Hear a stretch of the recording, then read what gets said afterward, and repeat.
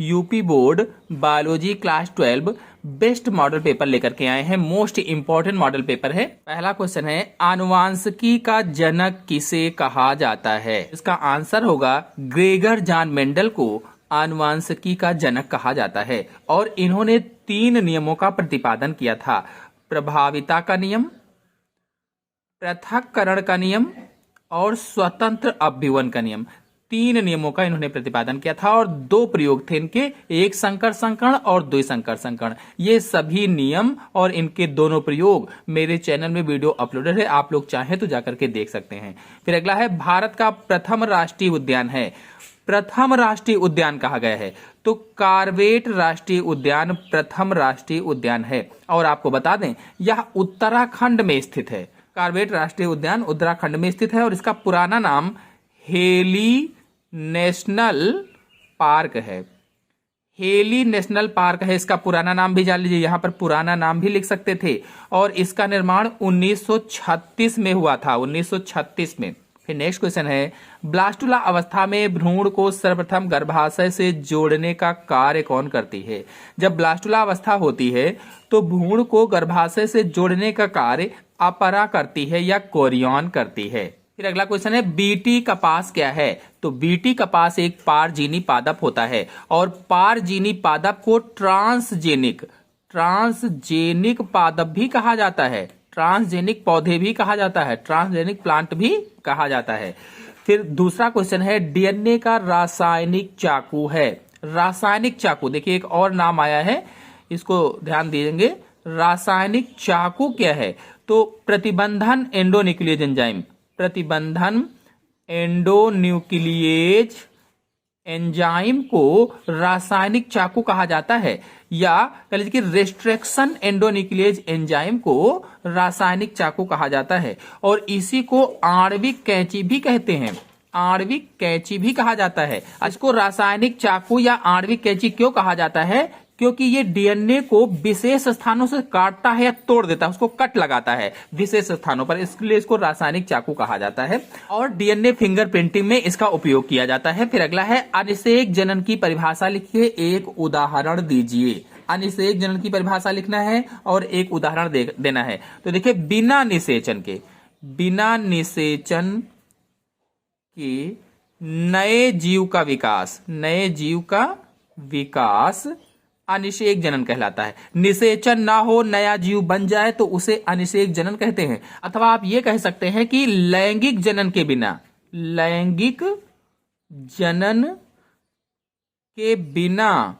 मादा युग्मक से नए जीव का बनना, लैंगिक जनन के बिना मादा युग्मक से नए जीव का बनना क्या कहलाता है? अनिषेक जनन कहलाता है। और एक उदाहरण कहा गया है, तो उदाहरण में आप मधुमक्खी भी बता सकते हैं, या यूलोथ्रिक्स बता सकते हैं, स्पाइरोगाइरा बता सकते हैं। ये अनिषेक जनन के उदाहरण होते हैं। फिर अगला है, डाउन सिंड्रोम क्या है? टिप्पणी लिखिए। हमारे शरीर में 46 गुणसूत्र, यानी कि हमारे शरीर की प्रत्येक कोशिका में 46 गुणसूत्र पाए जाते हैं। तो जो 21वीं जोड़ी का गुणसूत्र होता है, 21वीं जोड़ी के गुणसूत्र में एक गुणसूत्र और बढ़ जाता है, यानी पर यहाँ पर 3 गुणसूत्र हो जाते हैं। 2 थे, एक और बढ़ गए तो 3 गुणसूत्र हो जाते हैं, ट्राइसोमी अवस्था हो जाती है। तो 21वीं जोड़ी में ट्राइसोमी होने के कारण डाउन सिंड्रोम उत्पन्न हो जाता है और इसे मंगोलियाई जड़ता भी कहा जाता है।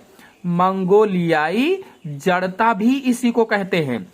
और क्यों कहा जाता है? क्योंकि इसमें चेहरा मंगोलों जैसा हो जाता है, इसलिए इसको मंगोलियाई जड़ता भी कहा जाता है। फिर अगला है, इंटरफेरान क्या है? जो वायरस संक्रमित कोशिकाएं होती हैं, जैसे यहां पर वायरस ने संक्रमण फैलाया, तो वायरस संक्रमित कोशिकाएं अपने चारों ओर एक विशेष एंटीवायरल प्रोटीन का स्राव करती हैं, एंटीवायरल प्रोटीन का स्राव करने लगती हैं।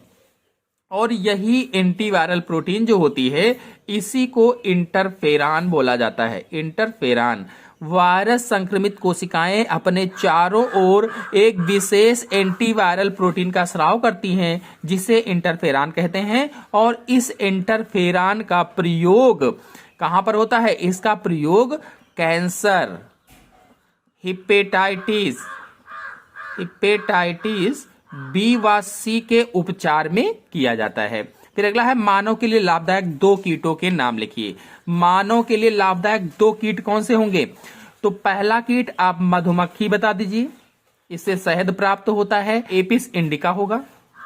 और फिर दूसरा आप रेशम कीट बता दीजिए। रेशम कीट का बॉम्बेक्स मोरी होता है, बॉम्बेक्स मोरी हो जाएगा इसका। और फिर नेक्स्ट क्वेश्चन पर आते हैं, प्रभाविता एवं अप्रभाविता में विभेद कीजिए, यानी प्रभाविता और अप्रभाविता में अंतर बताना है। वह युग्म विकल्पी जो अपने आप को प्रकट करता है या व्यक्त करता है या दर्शाता है, उसे प्रभावी कहा जाता है। प्रभावी। वह युग्म विकल्पी जो अपने आप को प्रकट करता है, दर्शाता है, दिखाता है, उसे प्रभावी कहते हैं।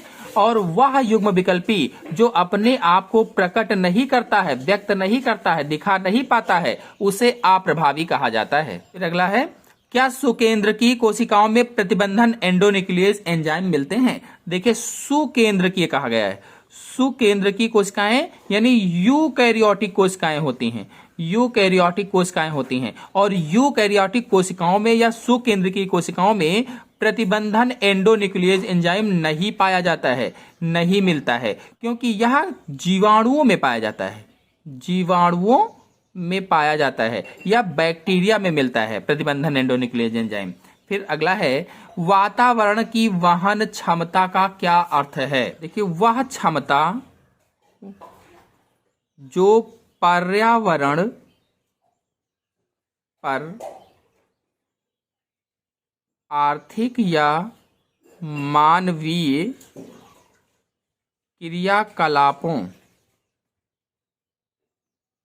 के दबाव को सहन कर सकती है, वातावरण की वहन क्षमता कहलाती है।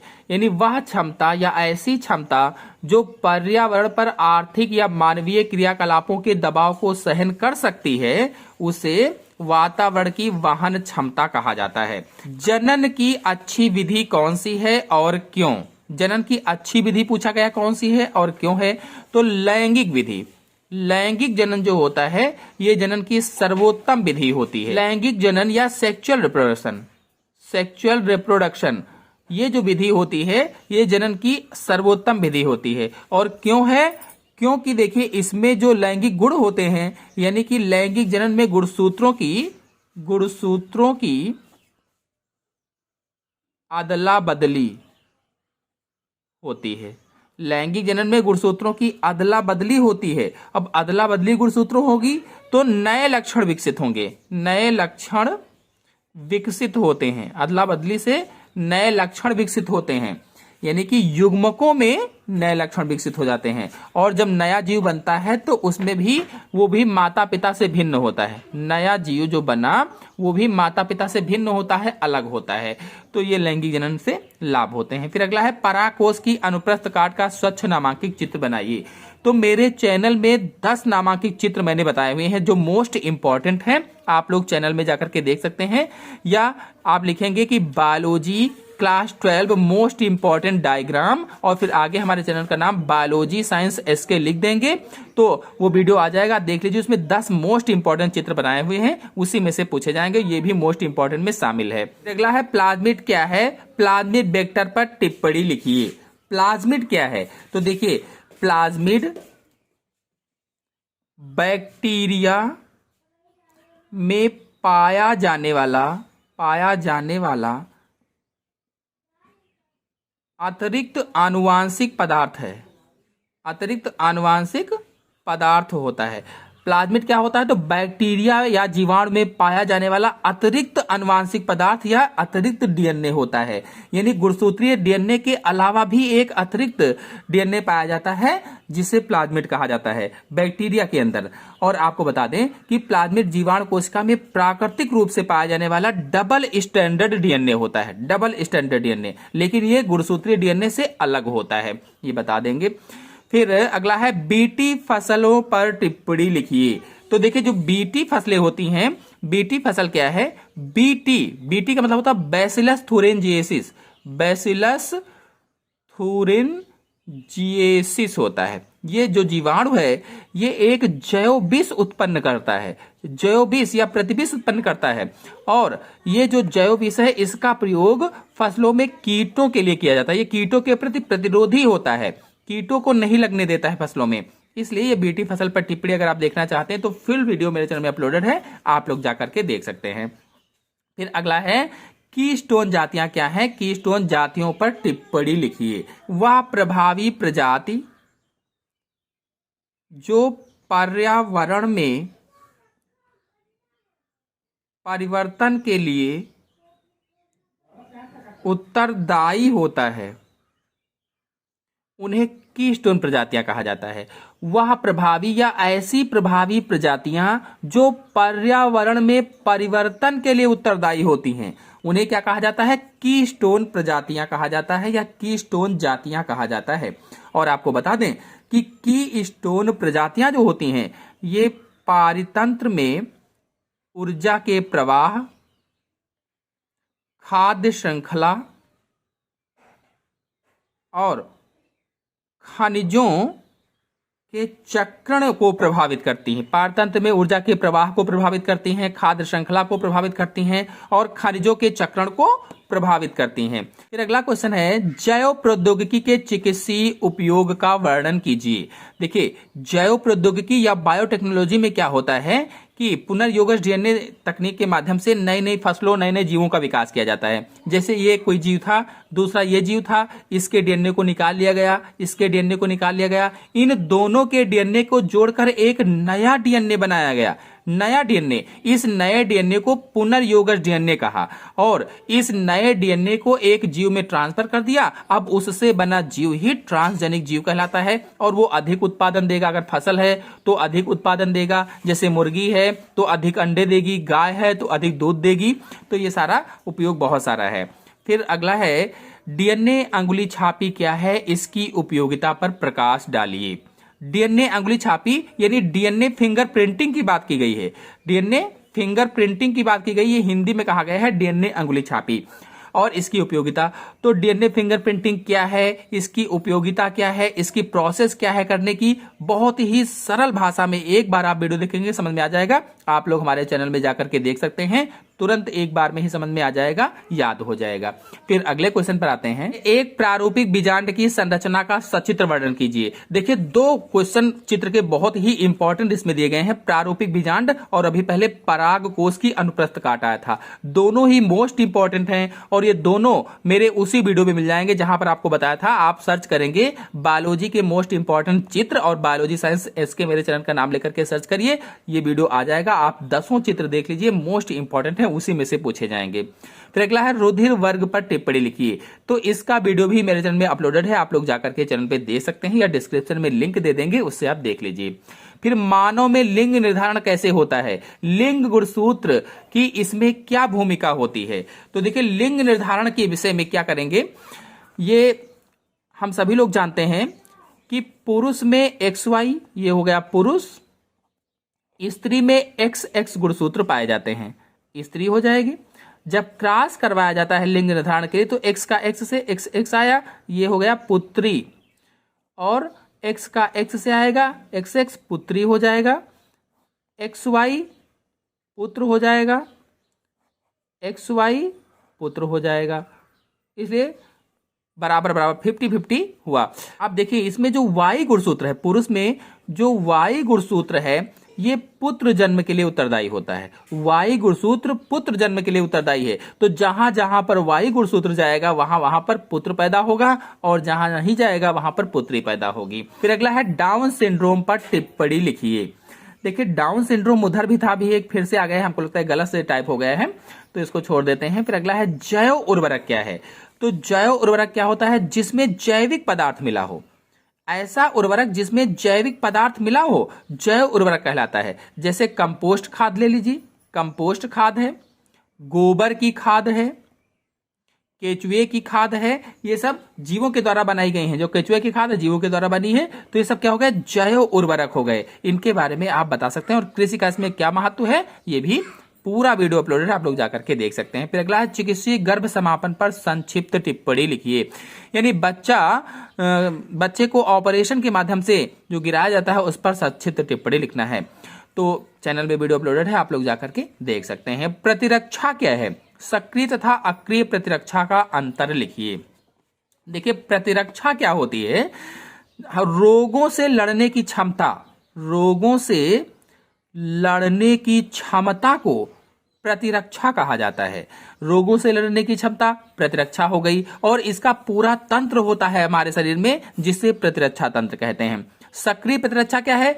तो हमारे शरीर की जब अपनी ही कोशिकाएं रोगों के प्रति एंटीबॉडीज बनाती हैं तो उसे सक्रिय प्रतिरक्षा कहा जाता है।